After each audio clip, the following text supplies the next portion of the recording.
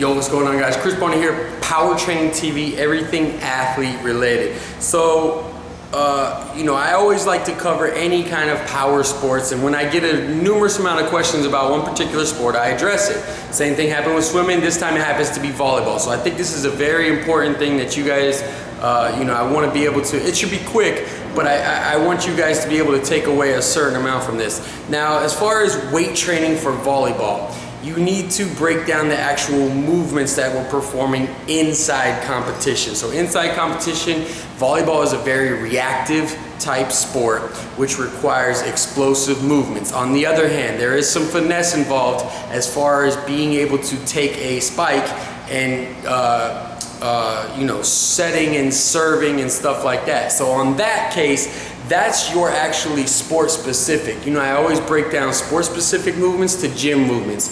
Sport specific movements are the stuff that you need to be practicing over and over, perfecting your craft is what I like to call it. On the other hand, your gym type movements is how can we aid your sport specific type movements? Well, we can increase your vertical jump. We can increase your explosive capacity. We can increase your strength. We can increase your rotational movement in your core so you can get a better spike. Any kind of program that covers all of those bases. My program, if a volleyball player came to me today, I would give them the exact same program that I essentially would follow or I would give to another athlete, like say a basketball player. Total Power Training is one. You guys can check that down below. That's my program.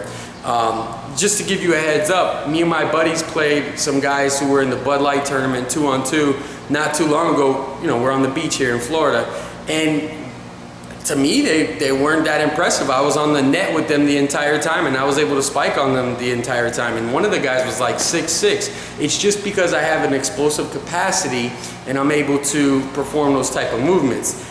Now, on the other side, I get a question about how do I spike harder? So let's break down the movements. That's actually, it's a good question because I can see where you want to increase that, but just like serving, spiking, any of those things, or rebounding to block something, let's go over each one.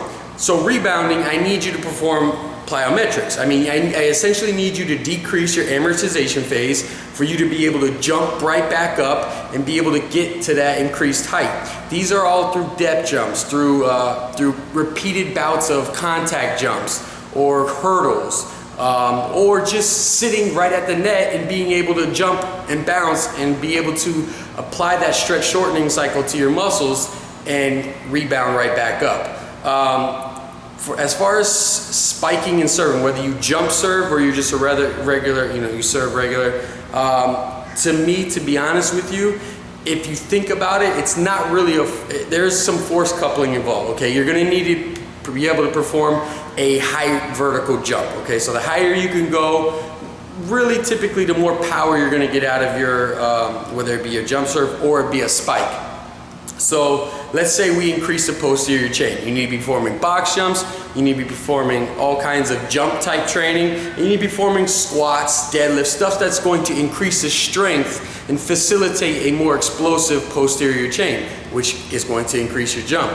After that, you need to see that it is a matter of force coupling with the lats and the core, your torso. All these muscles that are involved with your rotational movements are really the ones that are involved with you being able to pull down. The lats engage, but it's more a manifestation of your torso being able to produce that force and that power with just a little bit of movement. So just to give you guys a little bit of heads up with that, I think a lot of rotational movement.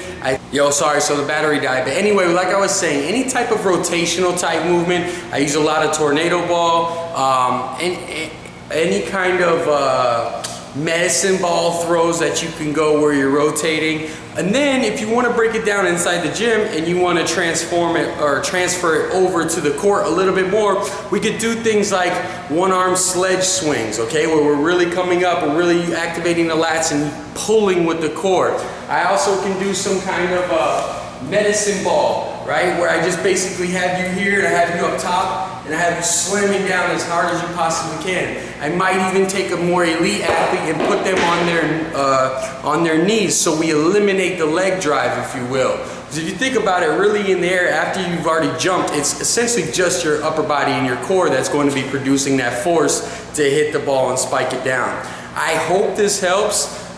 It's a lot simpler than you think. I believe that if you increase your explosive power, your capacity to be able to produce force, your type 2 muscle fibers, your neural drive to your muscles, you know, basically train in a power type fashion or as a power athlete, you're gonna see increases in that. Don't think so much conditioning, don't think so much hypertrophy, bodybuilding parameter type movements. Really stay lower reps and think as powerful and a lot of strength as you possibly can get to that one particular movement or a series of type movements that are going to increase the type 2 muscle fibers, that are going to increase the neural drive, and that will overall get you a better vertical jump and a harder volleyball slam. I hope that helps. Like I said, if you guys have any questions, I guarantee you the total power training would be something that would help you guys out. You could check below. Chris Barner, Power Training TV. I'll holler at you guys next time.